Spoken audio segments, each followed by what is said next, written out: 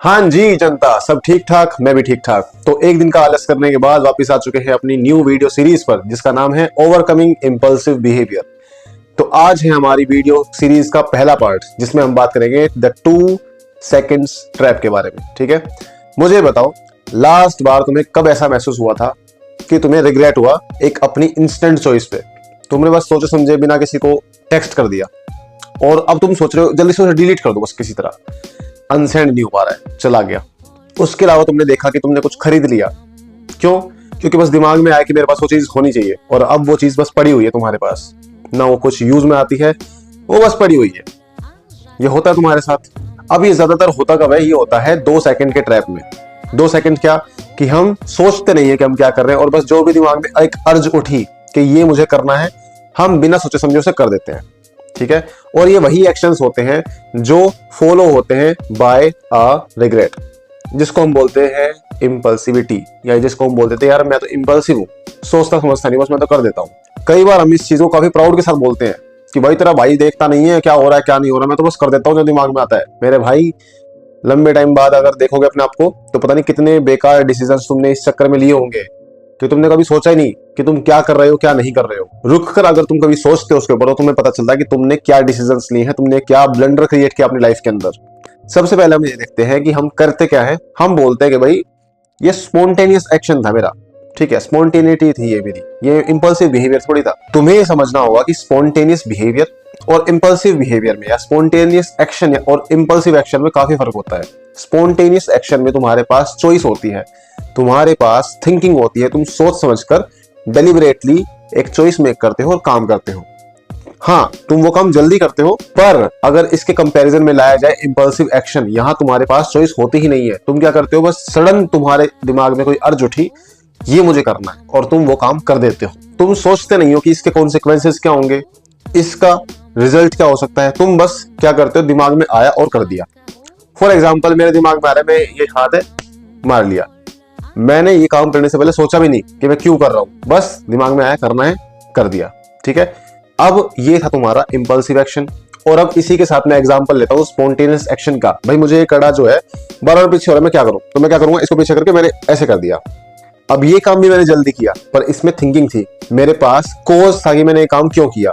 पर तुम्हारे पास impulsive action में कोज था ही नहीं, तुम्हारे पास चॉइस थी नहीं, तुम्हारे पास में कारण था ही नहीं कि मैं ये काम क्यों कर रहा हूं, बस दिमाग में आया और कर दिया। चाहे इस बात के मुझे कोई भी रिजल्ट्स देखने को मिले, पर मैंने क्या किया, बस मैंने काम कर दिया, क्योंकि मेरे दिमाग में एक अर्ज उठी थी, एक चुल उठी थी कि मुझे काम करना, मैंने कर दिया। और इसी बारे में मैं बात करने वाला हूं कि होता क्या है। ये होता है बस 2 सेकंड स्टेप होता है। अगर आप इतने से टाइम में अगर सोचे हुए काम करते हो तो काम आपका ठीक हो जाएगा। नहीं सोचते हो तो काफी प्रोबेबिलिटी है कि तुम एक इंपल्सिव बिहेवियर अपने अंदर अपना कर बैठे हो, अपने अंदर उसे नर्चर कर रहे हो, और तुम्हें पता नहीं है कि तुम एक इंपल्सिव इंसान बनते जा रहे हो।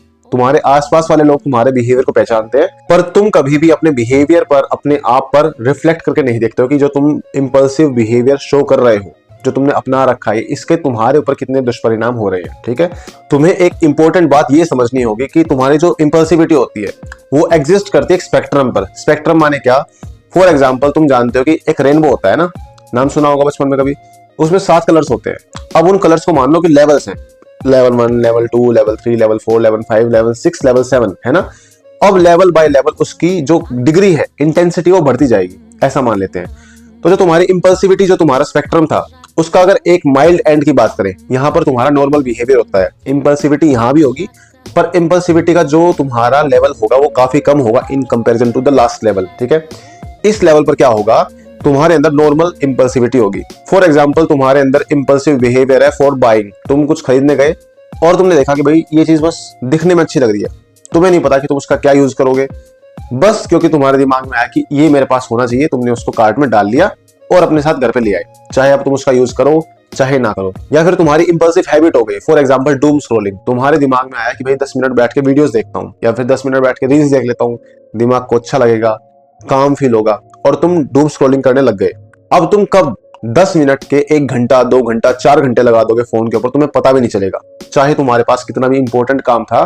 पर क्योंकि तुम्हारे दिमाग में आया कि मैं ये काम कर लेता हूं, तो तुमने उस अर्ज के बारे में 1 सेकंड, 2 सेकंड, 5 सेकंड बैठ के सोचा नहीं कि मेरे पास कुछ काम है, पहले मैं वो कर लेता हूं। बस तुमने क्या किया, उस अर्ज पर रिएक्ट कर दिया बिना कुछ सोचे समझे, और तुमने अपना टाइम यहाँ दे दिया। अब ये तो बात थी स्पेक्ट्रम के माइल्ड लेवल की, ठीक है, जहां पर इंसान ने सोचा समझा नहीं कि उसका जो इंपल्सिव बिहेवियर है वो उसे कैसे नुकसान पहुंचा रहा है, ठीक है। अब मान लो अगर वो यहाँ पर नहीं समझता है तो कभी ना कभी वो आगे बढ़ेगा, हो सकता है कि वो लास्ट लेवल पर पहुंचे, तो लास्ट लेवल पर और सत्यानाश फैला हुआ है, वहां तो फिर होते हैं सीवियर क्लिनिकल इश्यूज, जिसका एग्जाम्पल तुम ले लो कि तुम्हारे सामने आ गया पैथोलॉजिकल गैम्बलिंग का एग्जांपल, तुम्हारे सामने आया क्लेप्टोमैनियक बिहेवियर का एग्जांपल, तुम्हारे सामने आ गया सीवियर रोड रेज का एग्जांपल। तुम देखते हो ना अपने आसपास कि लोग सड़क पर कितना लड़ते हैं, थोड़ी सी बात होगी, एक बार किसी ने पे दबाया और वहां से ऐसा रिएक्शन आता है जो बिल्कुल अनएक्सपेक्टेड था, ठीक है। तो लोगों के अंदर ना तो पेशेंस है, ना सोचते हैं कि भाई हम क्या कर रहे हैं इंपल्सिव बिहेवियर में, कि इंसान क्या से क्या कर दे, कुछ भरोसा नहीं। अब इस पूरे स्पेक्ट्रम में एक कॉमन थ्रेड है, एक कॉमन बात है कि हमें पता होना चाहिए कि कब हम अपने दिमाग को रोके, कब उस पॉज बटन को हम दबाए कि हम इस अर्ज को ना सुनकर थिंक करेंगे, उसके बाद हम देखते हैं भाई हम इस पे कैसे एक्ट करेंगे, ठीक है। तो अगर अब तुम जानना चाहते हो कि पावर ऑफ पॉज क्या होती है, तो उसके लिए तुम्हें पता होना चाहिए एक साइकोलॉजिकल टेस्ट के बारे में, बड़ा फेमस साइकोलॉजिकल टेस्ट है जो स्टैनफोर्ड में किया गया था, मिशेल और उनकी टीम ने किया था बच्चों के ऊपर 1960s में, ठीक है।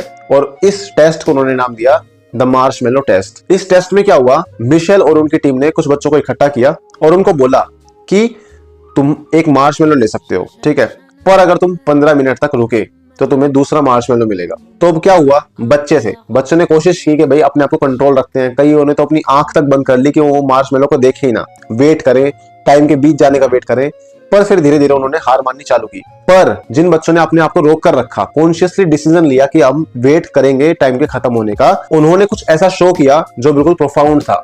और काफी लंबे टाइम बाद जब इस स्टडी को देखा गया तो पाया गया कि जिन बच्चों ने अपने ऊपर कंट्रोल रखा था, जिन बच्चों ने अपने अंदर पेशेंस रखा, उनके सेट स्कोर काफी अच्छे थे, स्ट्रेस मैनेजमेंट काफी अच्छा था और अपनी लाइफ में सक्सेस पा रहे थे, प्रोफेशनल लाइफ में भी, अपनी पर्सनल लाइफ में भी। उसके अलावा वो काफी खुश भी थे, पेशेंट भी थे। और ऐसा देखा गया किस लिए, क्योंकि उन्होंने समझा पावर ऑफ पोज को, पावर ऑफ पोज बटन को। तो मार्शमेलो टेस्ट ने हमें बताया कि पावर ऑफ पोज क्या होती है, ठीक है। आज की वीडियो में इतना ही रखते हैं और इस वीडियो का सेकंड पार्ट कल आएगा। तो कल तक के लिए नमस्ते, ख्याल रखिए।